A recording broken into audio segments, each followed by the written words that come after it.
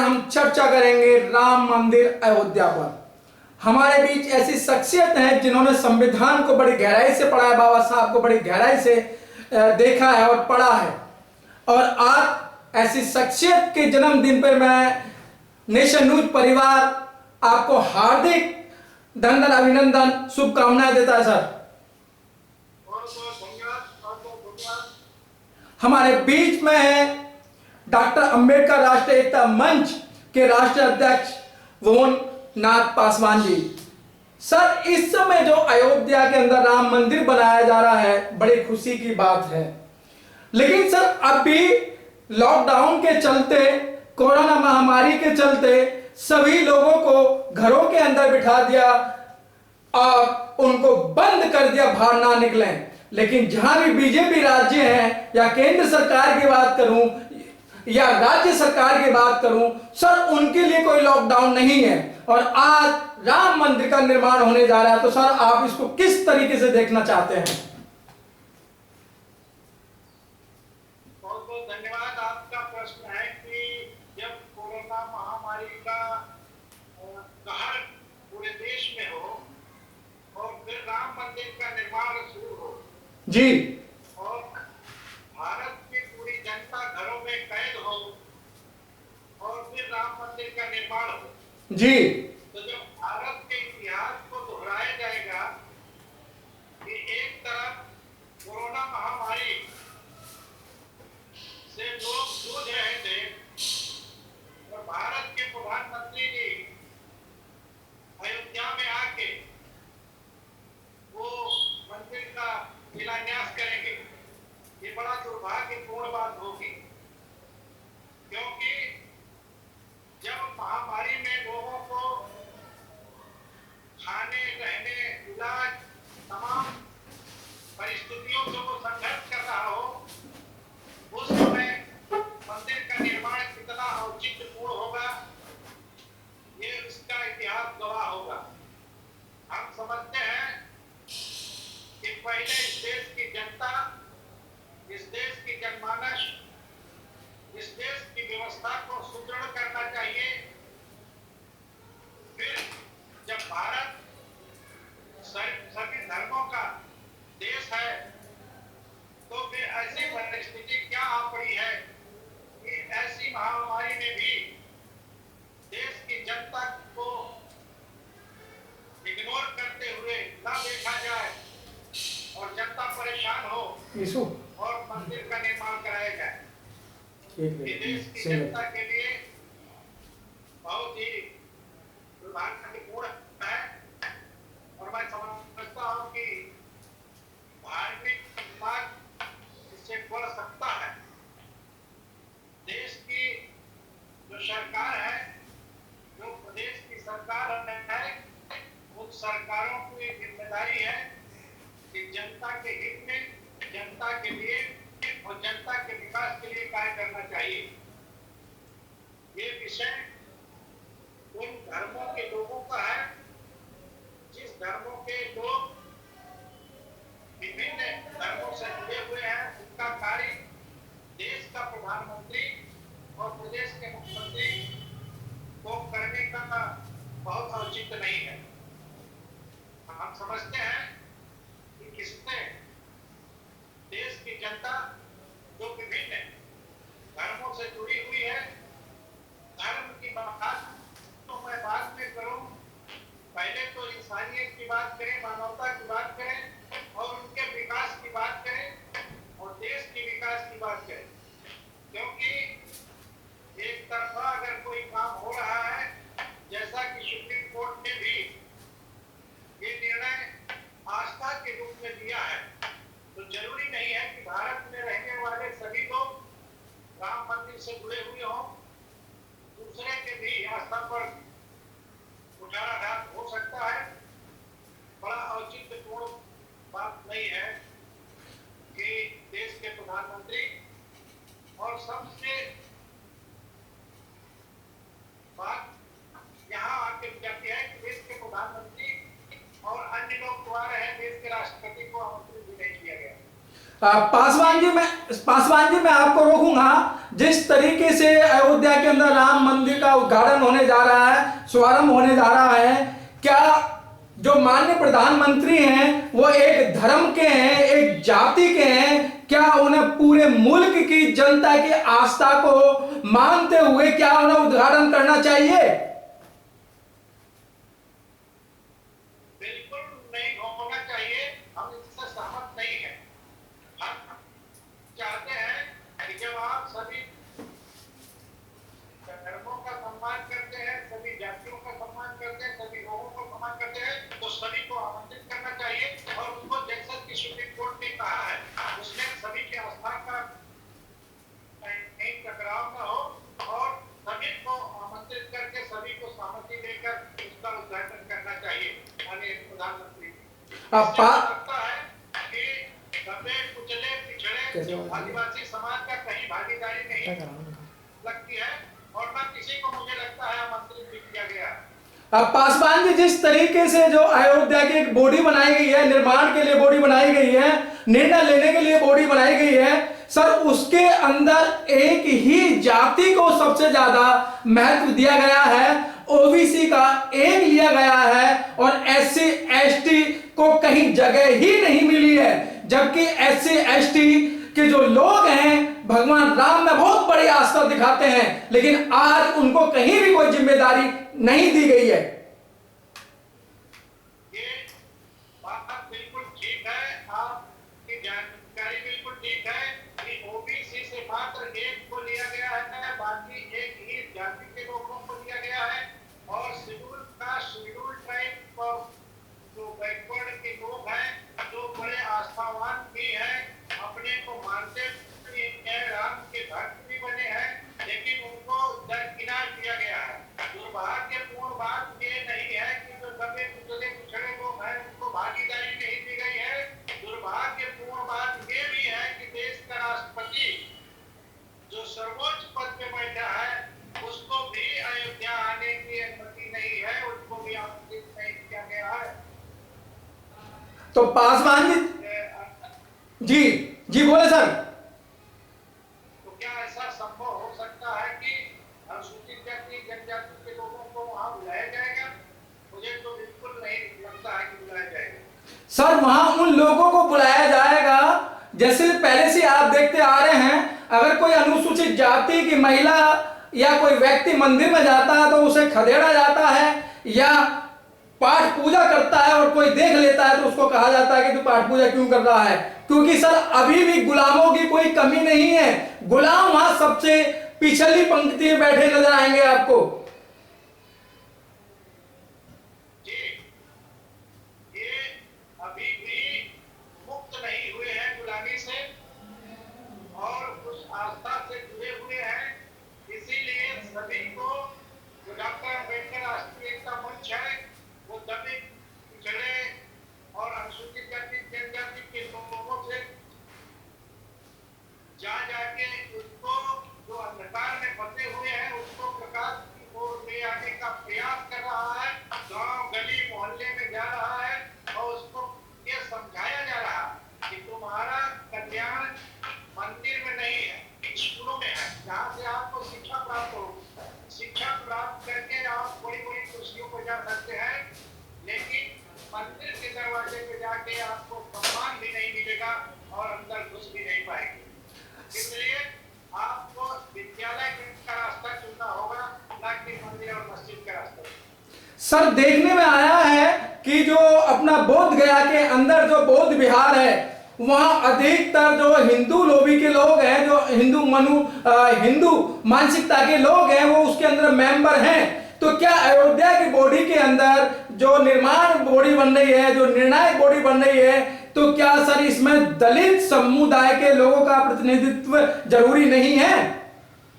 देखिए, जहां तक प्रतिनिधित्व की बात है, बौद्ध धर्म में जाति का कोई महत्व नहीं है और वहाँ इंसानों की कदर है, उसमें सबको भागीदारी दी जाती है और सब मानव एक समान करता है।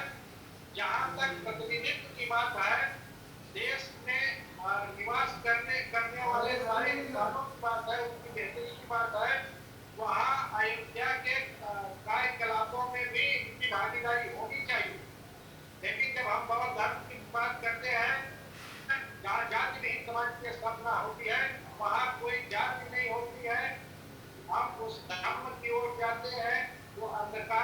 प्रकाश की ओर ले जाते हैं और प्रकाश में जाकर उनका सफल जीवन जीने का रास्ता बताया जाता है। लेकिन जहाँ तक बोध गया में आप बात करें कि वहाँ हिंदू समाज के लोग हैं, वहाँ हिंदू मुस्लिम सिख ईसाई जो भी सही सच्चे रास्ते पर चलना चाहता है उसका स्वागत है। यहाँ जातिवाद है, इसलिए शायद लगता है कि आपको जो दबे कुचले पिछड़े समाज के लोग हैं उनको प्रतिनिधित्व देने से बाहर किया गया। लेकिन सर क्या कारण है 2014 से अभी तक एक जख्म ठीक नहीं होता है तो उससे पहला दूसरा जख्म दे दिया जाता है। अगर मैं बात करूं एट्रोसिटी की 2 अप्रैल को जो बहुत बड़ी घटना घटी थी, उसके अंदर हमारे 12 युवाओं ने 12 युवा शहीद हुए थे। उसके बाद में जो रिजर्वेशन की पॉलिसी थी और आज निजीकरण की पॉलिसी है, तो सर ये क्या है और ये लोग क्या चाहते हैं? इस समय देश के अंदर अफरा तफरी क्यों मचा रखी है? देखिए, सबसे पहले तो हम उन 12 युवाओं को नमन करते हैं जिन्होंने अपने अधिकार को लेने के लिए अपने प्राणों की आहुति की है। आपका जो प्रश्न है कि एट्रोसिटी जो है, जो हमारा SC/ST का जो कानून है जी, उसको लागू कराने के लिए हमारे जो नौजवान साथियों ने अपने प्राणों की आहुति दी है, उनको हम सब नमन करते हैं। और वो अपने देश के अपने सम्मान के लिए और अपने अधिकार के लिए अपने प्राणों की आहुति दी है। वो सफलता 2 अप्रैल को जो मिली है उसमें किसी लीडरशिप की जरूरत नहीं थी और न हुई है। हमारे समाज के जो लोग हैं वो बड़ी तन्मयता से, बड़ी जिम्मेदारी से पूरे देश में एक मुहिम चलाए, एक आंदोलन चलाया। 2 अप्रैल के जो घटना हुई उससे सरकार हिली। सरकार की नीयत बिल्कुल ठीक नहीं लगती है। इन दबे कुचले पिछड़े समाज के लोगों के लिए, अनुसूचित जाति जनजाति पिछड़े वर्ग और आदिवासी लोगों के लिए, क्योंकि कभी एट्रोसिटी के नाम पर, कभी आरक्षण के नाम पर। आरक्षण का विरोध परस्पर इस तरह से करते जा रहे हैं। जब हमारी आवाज बुलंद होती है कि आरक्षण हमारा जन्म सिद्ध अधिकार है, हम कोई ठीक नहीं है, हम अपने अधिकारों के लिए डिमांड करते हैं। ये प्रतिनिधित्व का मामला है, संविधान में है, संविधान दत्त है, इसलिए मुझे मिलना चाहिए। तो अब जब बगैर संवैधानिक व्यवस्था को माने हुए संविधान में जो आर्टिकल 13, 14, 15 है उसमें जो अधिकार प्राप्त है उसके विपरीत जो 10% आरक्षण गरीब श्रवणों को दिया गया है, ये संविधान के आर्टिकल 13, 14, 15 के विरुद्ध है और इसको 1 हफ्ते में लागू कर दिया। जबकि प्रमोशन में रिजर्वेशन का मामला 5 सर मैं इस पे अभी आऊंगा। सर जो मंदिर बनाया जा रहा है सर, क्या उससे बेरोजगारी खत्म होगी? बिल्कुल नहीं खत्म होगी और लोग बेरोजगार होंगे, अंधकार में फंसेंगे। मंदिर कोई रोजगार, ये दलितों पिछड़ों को रोजगार देने नहीं जा रही, बल्कि अंधविश्वास में और ढकेल देना चाहती है और उनसे बेरोजगार छीन लेना चाहती है। उससे उनका सम्मान नहीं बढ़ेगा बल्कि अपमान ही होगा। और कुछ लोगों को मंदिर के पुजारी के नाम पे उनको रोजगार मुहैया करा सकते हैं और ये जो दबे कुचले लोग, बेरोजगार श्रमिक लोग हैं, इनसे वहां चढ़ावा देंगे। अभी कोरोना की महामारी में एक बात स्पष्ट हो गई कि मंदिरों से अपील आने लगी कि मंदिर के कपाट खोले जाए और यहाँ कोई चढ़ावा चढ़ाने नहीं आ रहा, दर्शन करने नहीं आ रहा। हमारे बच्चे बेरोजगारी बड़ी के कगार पे है, बल्कि मध्य प्रदेश की सरकारों ने उसको उसका जो है कोटा फिक्स किया है कि 7,000 रुपए इनको प्रमोट किया जाए। इस तरह से व्यवस्था बनाई जा रही है उस लोगों के लिए जो मंदिरों में बैठे हैं और अपनी रोजी रोटी अपने परिवार को चला रहे हैं। सर क्या इससे मंदिर निर्माण से भारत के अर्थव्यवस्था पे कोई फर्क पड़ेगा? मंदिर के निर्माण से भारत की अर्थव्यवस्था में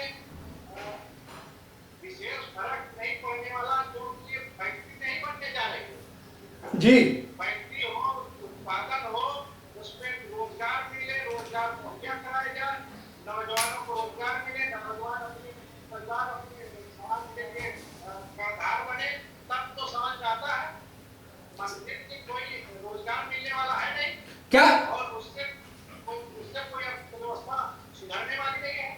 क्या सर मंदिर निर्माण से गरीब लोगों को शिक्षा मिलेगी? गरीब लोगों को शिक्षा नहीं बल्कि शिक्षा से उनको वंचित किया जा रहा है और अंधभक्ति में धकेला जा रहा है कि वो जाके मंदिर में अपना शीश नवाएंगे और उनका सब कल्याण होगा। एक बात कहना चाहता हूँ, अगर शीश नवाने से, नमन करने से, पूजा करने से हमको लक्ष्मी की प्राप्ति हो जाए तो फिर हमें नौकरी करने की जरूरत नहीं है, हमें कोई काम करने की जरूरत नहीं है। अगर सरस्वती की पूजा करने से हमको शिक्षा ग्रहण हो जाए, शिक्षा हम विद्वान हो जाए, तो फिर स्कूल की जरूरत नहीं है, किसी विद्यालय की जरूरत नहीं है। तो ये सिर्फ अंधकार में डालने की बात है। मुझे नहीं लगता है कि मंदिर में कोई रोजगार उपलब्ध होने वाला है। सर मंदिर निर्माण से क्या वहां रहने वाले लोग या इधर उधर के लोग हैं उनका इलाज हो पाएगा? मंदिर जो है वो एक आस्था का स्थान बनेगा। वहां से ना कोई डॉक्टर भर्ती होगा मंदिर में, ना कोई बेड लगेगा मंदिर में, ना कोई इलाज हो सकता है, ना वहाँ कोई कॉलेज चलेगा जिसमें डॉक्टरी पढ़ाई जाए। वहाँ तो कोई अस्पताल तो है नहीं कि इलाज होगा जी। तो आस्था के नाम पर वहाँ जो है लोगों को दर्शन कराया जाएगा, लोगों से चढ़ावा चढ़ाया जाएगा और वहाँ से शिक्षा मिलने वाली नहीं है, वहाँ से आपको कोई इलाज मिलने वाला नहीं है। मुझे नहीं लगता है कि मंदिर से लोगों का कोई भला होने वाला है। सर वहां से रोजगार, अर्थव्यवस्था, शिक्षा, इलाज कुछ भी नहीं मिल पाएगा तो क्या वहां किसी नई टेक्नोलॉजी की उत्पत्ति होगी क्या? अब अभी नहीं लगता है। अभी वहाँ साकेत नगरी जिसको हम अयोध्या कह रहे हैं, जी। साकेत नगरी का आंदोलन शुरू किया गया। जो भिक्षु संघ है उन लोगों ने आंदोलित किया कि अयोध्या जो है वो साकेत नगरी है। साकेत नगरी में जो खुदाई हो रही, जो समतलीकरण हो रहा है, उसमें पत्थर के अवशेष मिल रहे हैं। तमाम जो है सम्राट अशोक के बनाए हुए अवशेष मिल रहे हैं। उसको पुरातत्व विभाग से संरक्षित और सुरक्षित किया जाए। तो सुप्रीम कोर्ट यहाँ सुनवाई नहीं हुई। सुप्रीम कोर्ट में जाके हमारे पूर्व भरते जो धर्म के अनुयायी लोग हैं वो गए और सुप्रीम कोर्ट ने खारिज करते हुए पिटीशन को रद्द किया और उसमें दंड भी लगाया। और मैं समझता था कि जब बुद्ध के दर्शन पे लोग आएंगे और वहाँ कुछ सीखेंगे तो बुद्ध का दर्शन है वही वैज्ञानिक दर्शन है। विज्ञान के युग में हमको उसमें जाना चाहिए, लेकिन उसको काम करके राम मंदिर का निर्माण कराया जा रहा है। ये इसका बहुत औचित्यपूर्ण बात नहीं है। कुछ लोगों की आस्था की बात है, वो अपनी आस्था बनाए रखें, लेकिन वहाँ से ना इलाज होना है, ना वहाँ से शिक्षा प्राप्त करना है, ना वहाँ से आर्थिक कोई स्थिति उन्नयन होनी है, ना तो कोई टेक्नोलॉजी वहाँ से पैदा होनी है। मुझे लगता है कि सरकार के अलावा वहाँ सरकार का कोई रास्ता नहीं। सर ऐसा नहीं लगता है कि इनकी बातों से मनुवादी जो सोच है कि वहां आरएसएस का एक मुख्यालय बनने जा रहा है? वहाँ के जो कुछ संत महापुरुष हैं जो मंदिर के निर्माण के समिति से जुड़े हुए हैं, उन्होंने 5 तारीख के मैंने वीडियो में देखा कि 5 तारीख को कोई मुहूर्त नहीं है। हिंदू धर्म में कोई ऐसा मुहूर्त नहीं निकल रहा है। जो 5 तारीख को शिलान्यास होने जा रहा है, उस शिलान्यास को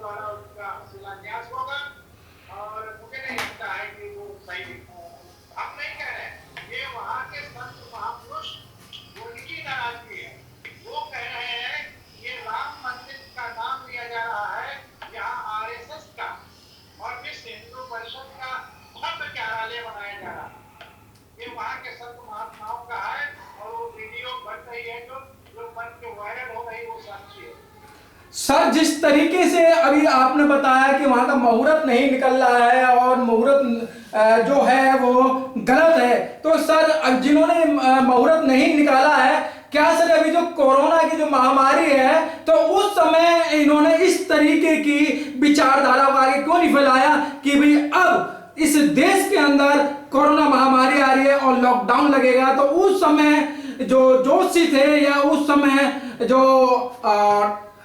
जो अन्य जो लोग थे उन्होंने इस तरीके की घोषणा क्यों नहीं करी? अब सवाल उठता है कि उनको अपना जो रणनीति है, उस रणनीति से उनको काम करना है। इसमें कितने लोग हताहत होंगे, कितने लोग मरेंगे, कितने लोग बेरोजगार होंगे, कितने लोग इस दुनिया को छोड़ के जाएंगे, उनको अपनी रणनीति के तहत एक तरफ विधायकों की खरीदारी होगी, एक तरफ सत्ता का परिवर्तन करेंगे, अपनी सरकार बनाएंगे, एक तरफ कोरोना का महामारी लागू है, लॉकडाउन लगेगा और हम लॉकडाउन में पूरे क्षेत्र में डालेंगे। आम जनता घरों से नहीं निकल सकती और अब भी लॉकडाउन में घरों से नहीं निकल पा रही। पुलिस प्रशासन उनके हाथ में है, कोर्ट का पूरा हमला जामा उनके साथ में है, वो जो मन चाहे कर सकते हैं। मुझे लगता है कि एकदम बायस होके अपने काम के लिए तत्पर है और समाज और देश के विकास के लिए बिल्कुल नहीं।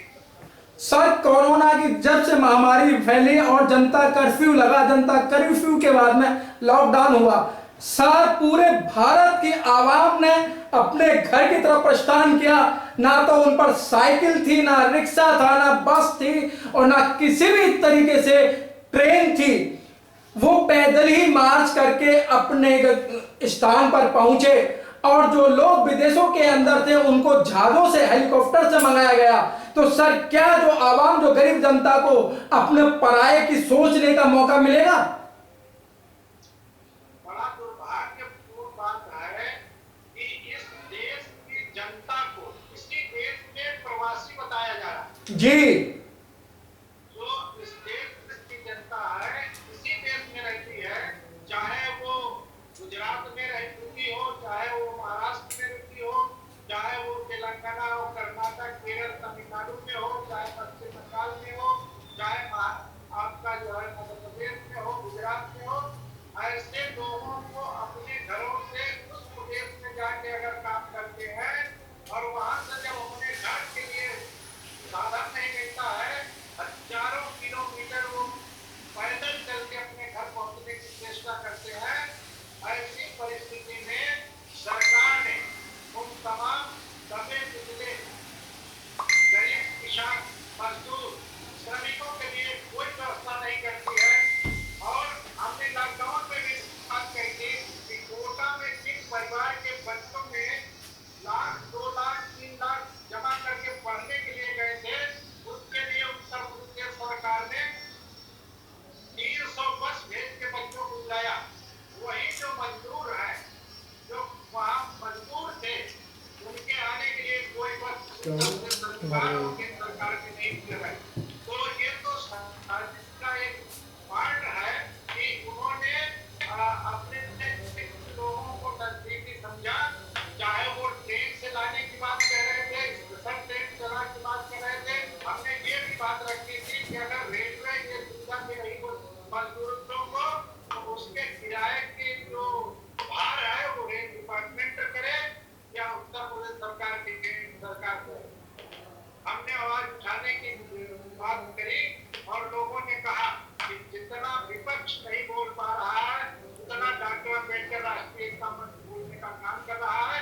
हमारे अंदर पीड़ा थी, हमारे अंदर दर्द था कि हमारे जो लोग इस देश के हैं उसको आप विदेशी बना रहे हैं, प्रवासी बना रहे हैं,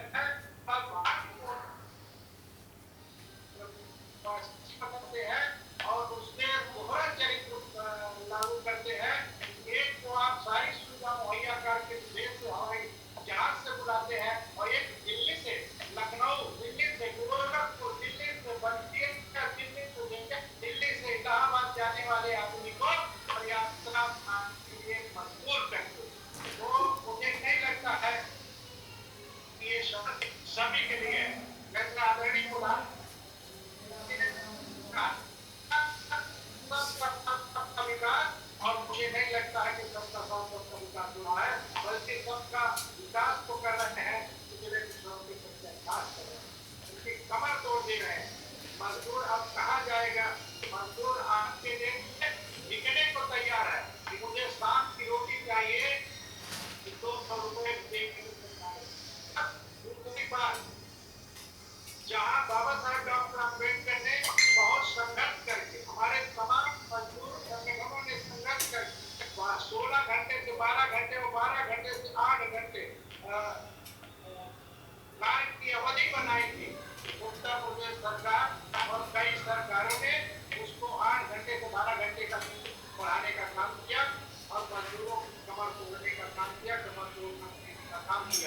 सर अभी श्रम कानून पे मैं अभी बात करूंगा सर। नहीं, इतना नहीं, बल्कि हाई कोर्ट के निर्देशक पे भी बैकफुट होके कहा गया है कि 8 घंटा तो दिया जाएगा, लेकिन जो नई कंपनियां आएंगी, जो नए लोग भर्ती होंगे, उनको 12 घंटा काम करना होगा। ये सरकार ने अपने हलफनामे में है।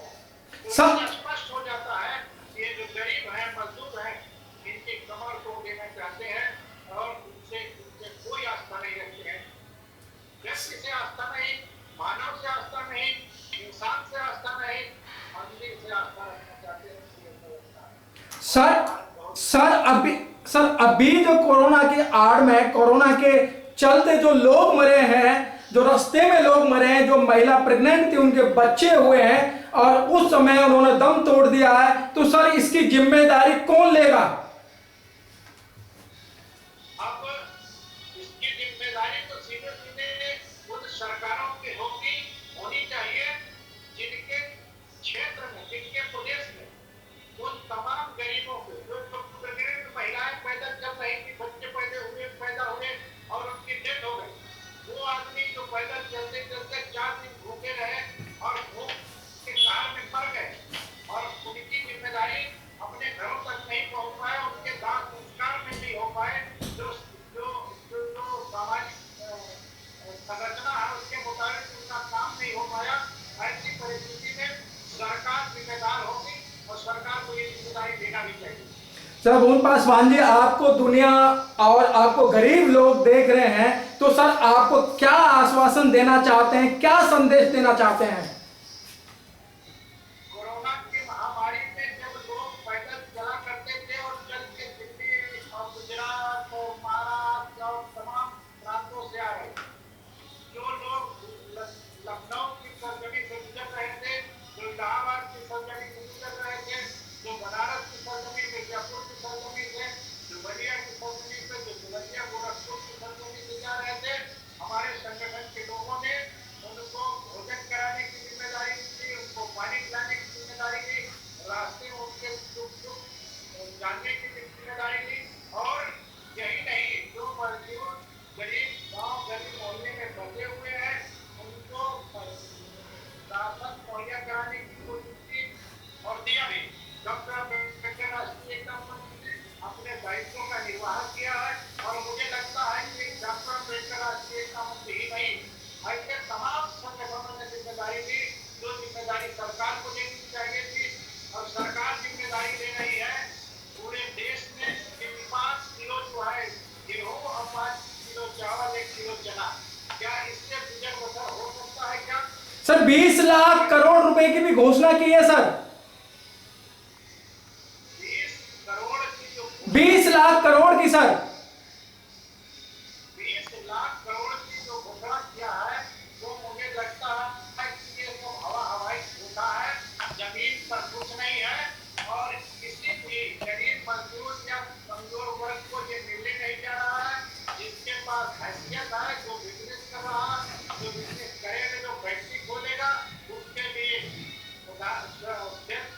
डिपेंड होने की बात कर रहे हैं, आत्मनिर्भर होने की बात कर रहे हैं, लेकिन कोई ऐसी व्यवस्था नहीं कर रहे हैं जिससे गरीब मजदूर भी आत्मनिर्भर हो सके। गरीब मजदूर सिर्फ मजदूरी करके अपने जीवन पोषण, अपने जीवन भरण की बात करता है, अपने बाल बच्चों को पढ़ाता भी खाता है और काम करता है। ये जो 20 लाख करोड़ रुपया की घोषणा किया है, वो तो मुझे वैसे ही लगता है जैसे 15 लाख रुपया गरीबों के खाते में जाना चाहिए, जैसे 2 करोड़ रुपए 2 करोड़ लोगों का रोजगार मुहैया कराना था, उसी तरह से 20 लाख करोड़ मुझे लग रहा है। मुझे इसमें कहीं सत्यता दूर तक नजर नहीं आती है कि माननीय प्रधानमंत्री जी हम सब के लिए जो दबे कुचले लोग हैं, जो पिछड़े लोग हैं, जो कमजोर लोग हैं, वो किसी भी कास्ट के हों, किसी भी जाति के हों, जो कमजोर है, जो गरीब है, जो मजदूर है, वो सब लोग के लिए कोई अलग व्यवस्था बनाई जा रही हो और उसके लिए कोई प्रयास चल रहा है, ये मुझे धोखा ही लग रहा है। सर बहुत बहुत धन्यवाद आपका। और जिस तरीके से अभी भुवन नाथ पासवान जी ने बताया कि मंदिर मस्जिद से हमें कुछ नहीं लेना, हमें सिर्फ और सिर्फ विद्यालय की चौखट पे जाना है, हमें शिक्षा लेनी है। अगर शिक्षा मिलेगी तो हमारा उद्धार होगा, शिक्षा होगी तो हमारा विकास होगा, हमारा भला होगा। बाकी मंदिर मस्जिद में नहीं उलझना चाहिए। दूसरा, प्रधानमंत्री जी को भी एक सचेत करते हुए बोला कि आप किसी धर्म जाति के नहीं हैं, आप सभी धर्म जाति से संबंध रखते हैं, आप राष्ट्र के प्रधानमंत्री हैं, आप देश के प्रधानमंत्री हैं, तो अब आपको सोचना होगा। सर बहुत बहुत धन्यवाद सर आपका।